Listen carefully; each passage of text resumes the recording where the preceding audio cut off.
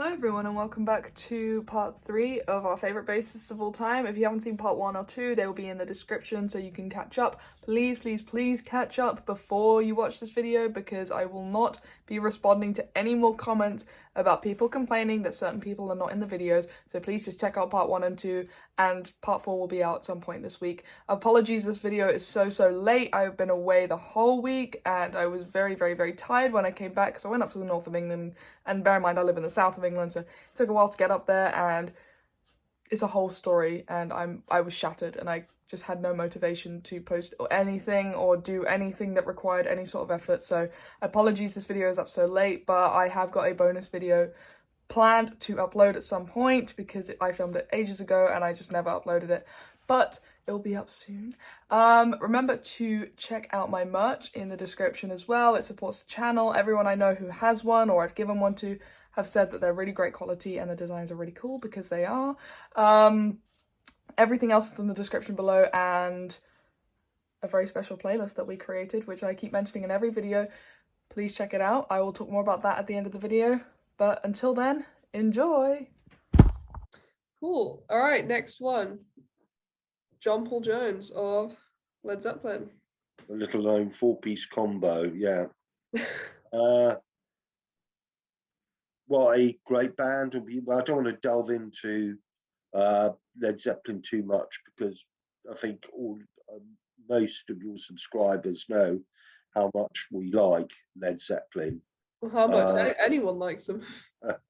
Yeah, but I mean, the track we chose was, what was the track we chose? Dazed and Confused, obviously, that's me.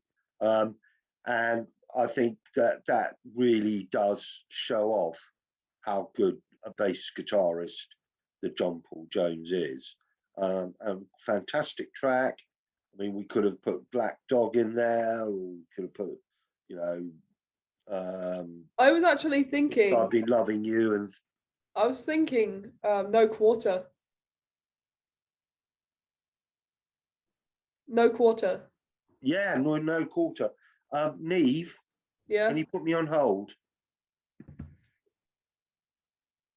So, anything else to add on John Paul Jones? No, absolutely not. Brilliant bassist. Yes, as I said, I probably would have added in No Quarter because I've been really into that song at the moment. It's a great song. Yeah. I think Tool do a cover of it as well, which I'm yet to listen to. Yeah, I thought Blackberry Smoke's cover of When the Levee Breaks was good as well, wasn't it? Yeah, that was good fun.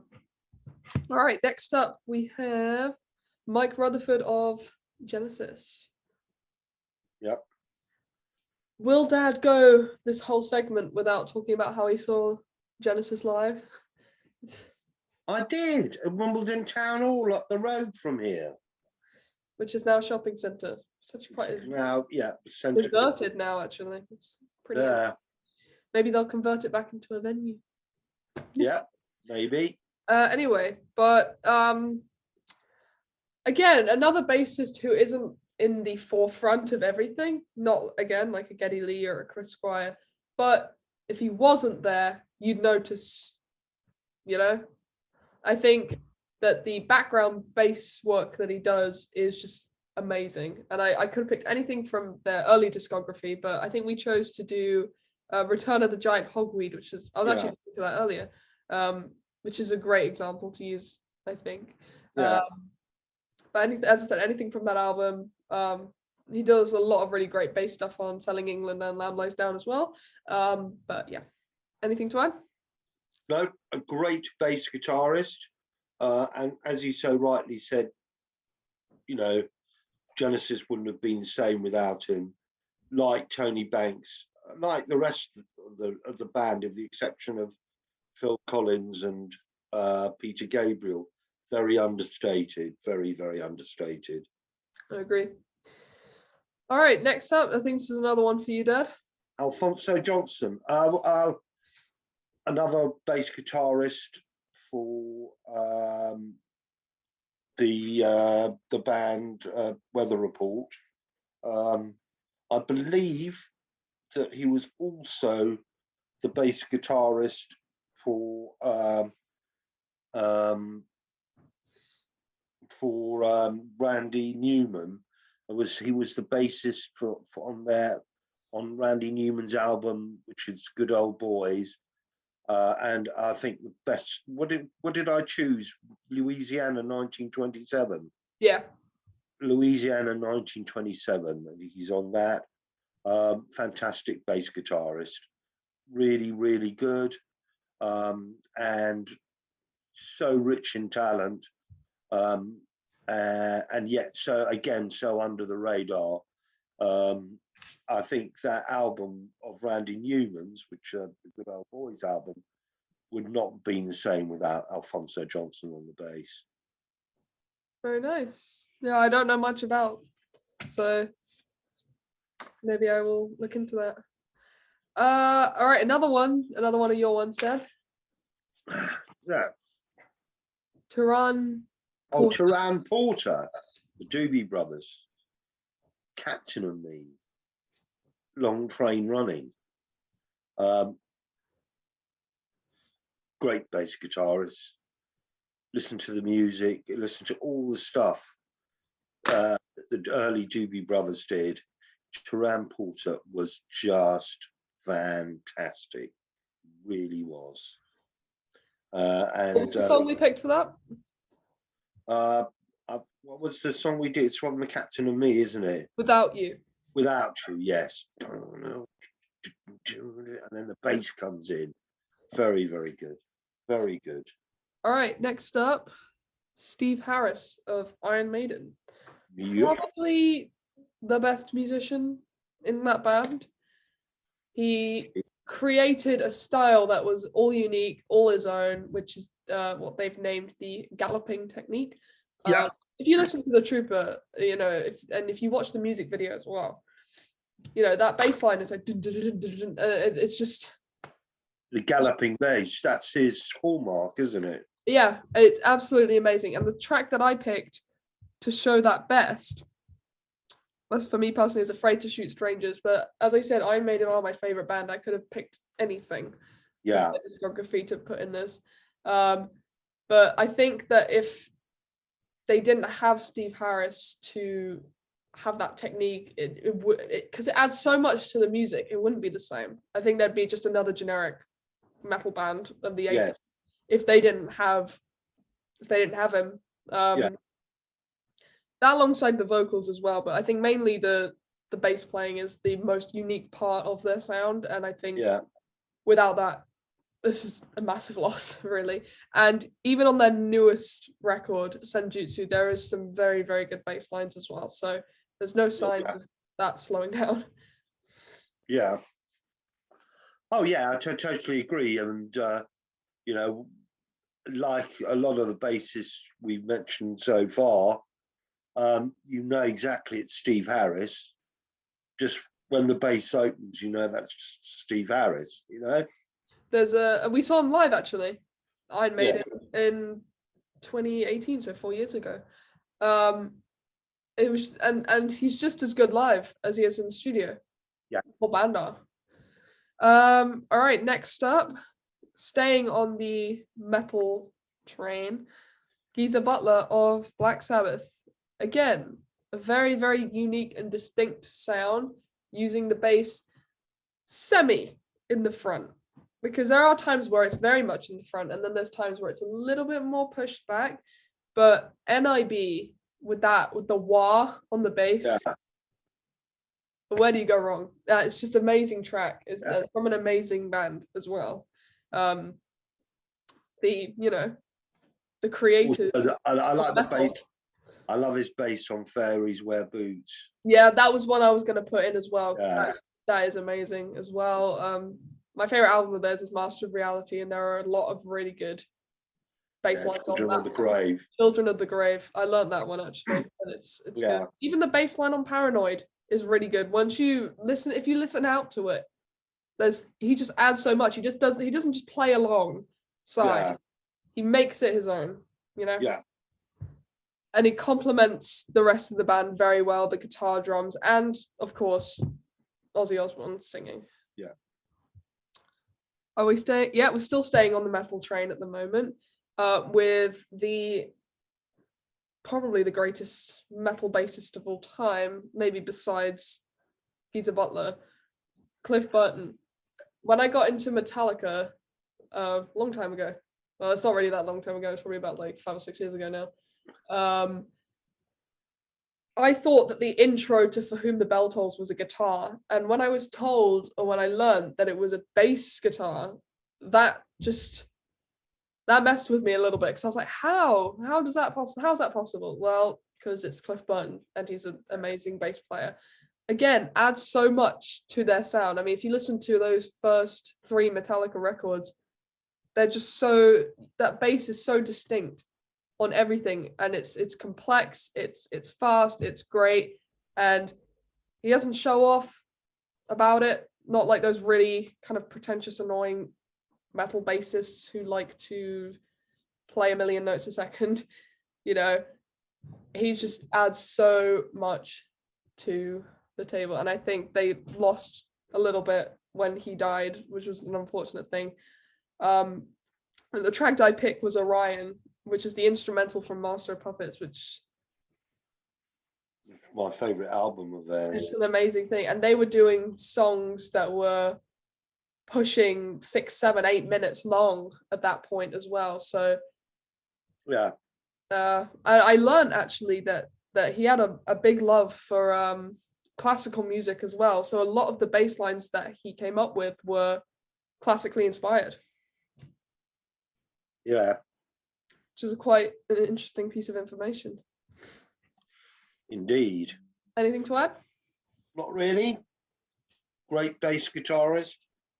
Probably the best metal bass guitarist, as you were saying. Life tragically cut short. Yeah, it's a really horrible way to go out as well. Yep. All right, next up, you're not really going to agree with me on this one, but I think if you listened to more of them, which you probably already have because you were around long enough, you would know that John Deacon is a very good bassist from Queen. So I actually ran into the other room before I filmed this video to get phone a friend what bass line of John Deacon I should use for this video, because Johan's favorite band is Queen, so I thought, well, maybe Johan's got some insight. And we decided on Killer Queen as well, but there are a lot of really great bass moments. Again, similar to Mike Rutherford, he's just kind of, if they didn't have John Deacon, it'd be a completely different band. Just as if they didn't have Brian May, or if they didn't have Freddie Mercury, it would just be a completely different band. And I wouldn't have picked Another One Bites the Dust, even though that is an iconic bass line. There are better bass moments of John Deacon, especially in the very early stuff of Queen, from the first few albums. That's why I picked Killer Queen, because if you just listen to it and you listen to their more, I'm going to say it, progressive rocky stuff of their early albums, it bounces around so nicely, and it fills up the room very nicely, and it's very warm, nice tone and everything, and complements Brian May's guitar really well, and obviously Freddie Mercury and Roger Taylor's. But yeah, very good bassist. And I think out of all of the members of Queen, probably the most underrated musically, because everyone knows how great of a singer Freddie Mercury is, and everyone knows how great of a guitarist Brian May is. And drummer Roger Taylor.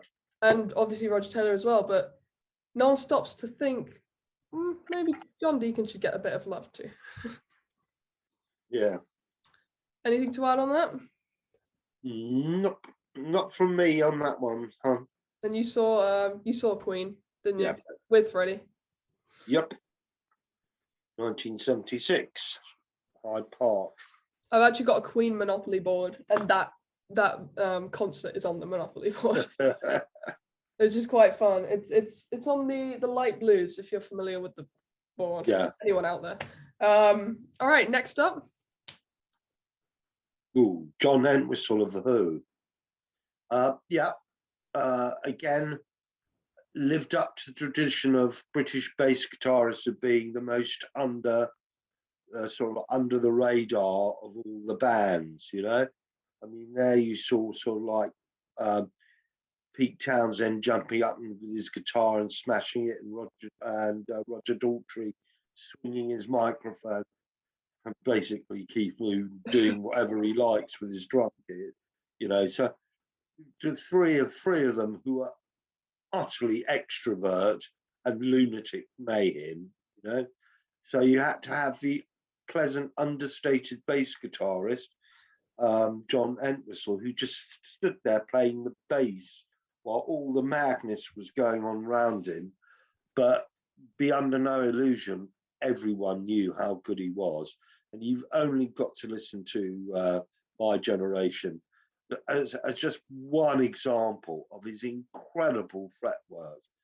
Absolutely incredible bass guitar. I was telling you this, I've been listening to a lot of The Who the past few weeks, especially Quadrophenia, which is the double album. And that is just littered with great bass lines. And I picked for the playlist The Real Me. If you just listen to that intro, it's just mind-bogglingly good. Unfortunately, I've actually heard, this is just a side note, they're still going, the two members who are left of The Who. I've heard that they're not actually that great live. No, it's just basically, like going to see I noticed that this year the Beach Boys are coming over to play a gig, but... Oh, really? Yeah. Do I want to see them? No. Fair enough. Yeah. But anyway, going back to what we were talking about, great bassist, and that's why I kind of started listening to them more, because you notice these things, especially as a bassist, you start or bands that you revisit, you start kind of noticing things that you didn't really pick on before. Because I'd listened to them a long time ago.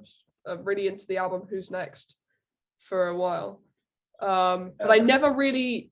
It wasn't in my stage of when I analyzed everything as a musician. But now, studying music and being a better bass player than I was back then, you really notice these things. And I don't know, I'm glad I revisited them. Yeah, great group. Absolutely great group. All right, next up, another metal bassist, Lemmy. Yes. I have to admit, there's only one record I really know of Lemmy's and Motorhead's, and that's obviously the Ace of Spades.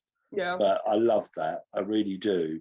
I mean, he did some really, really great work with Hawkwind, which I've been listening to a little bit of.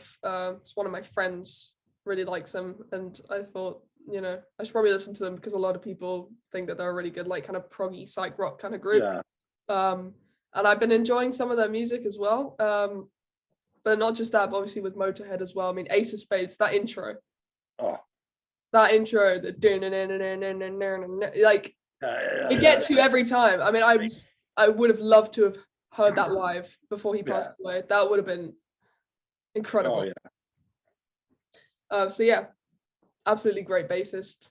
And yeah, again, as I said, to be in a 3-piece band, which Motorhead were, excuse me, everyone's got to be on it. You got to have a good drum, guitar, and bassist. And I think that he was fantastic. Had a very interesting lifestyle as well. Oh, yes. And that was part 3 of our favourite bassists. Part 4, the final part, will be out at some point this week. And also those bonus videos that I promised you guys. I actually recently got a box set that I'm hoping to do an unboxing of. I'm just going to... Oh, there's a little sneak peek there. I have got another few lined up as well. Tomorrow's Record Store Day at the time I'm filming this, so there'll be a Record Store Day video as well tomorrow. Hopefully, if I can get off my arse and actually edit and film it and everything, because this week I've been incredibly lazy. And yeah, so the playlist that I was telling you about, that I've been talking about in every single one of these videos for the past couple of weeks that I've been doing them, it's every song that we talk about in this long video that we did, and it did take us a long time to come up with a song for each person and the list itself and everything, so it'd be really great if you guys could check it out, whether you want to discover new music or if you want to revisit something you haven't heard of in a long time, then that is what you should do. So thank you guys for watching, and I'll see you in the next video. Bye bye.